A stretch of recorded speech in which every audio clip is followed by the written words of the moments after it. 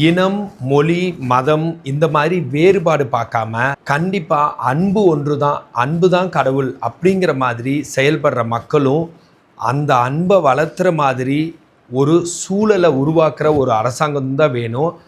அன்பு வளர்றதுக்கு உண்டான, அன்பாக இருக்கிறதுக்கு உண்டான ஒரு என்வரான்மெண்ட், ஒரு ஆம்பியன்ஸ் கிரியேட் பண்ணுறது கவர்மெண்ட்டோட முதல் பணியாக இருக்கணும். அந்த ஒரு பணி போதும். எல்லாருக்கும் தண்ணி கிடைக்கும், எல்லாருக்கும் உணவு கிடைக்கும், யாருமே சண்டை போட்டுக்க மாட்டாங்க, சட்டம் ஒழுங்கு பிரச்சனை இருக்காது, நல்ல வளர்ச்சி ஏற்படும். எல்லாரோட அன்பாலையும் மகிழ்ச்சியாலையும் எல்லாரோட பிரெயினும் ரொம்ப பாசிட்டிவாக ஒர்க் பண்ணும். அப்போ ஈஸியாக இந்தியா ஒரு வல்லரசாக மாறும், உலகமே அமைதியாக இருக்கும்.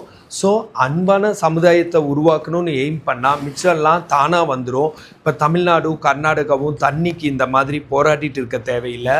2 பேரும் ரொம்ப அன்பாக அண்ணன் தம்பியாக இருக்கிற மாதிரி ஆகிடும். இந்த மாதிரி சிந்தியுங்கள். நான் உங்கள் பிரகாஷ்.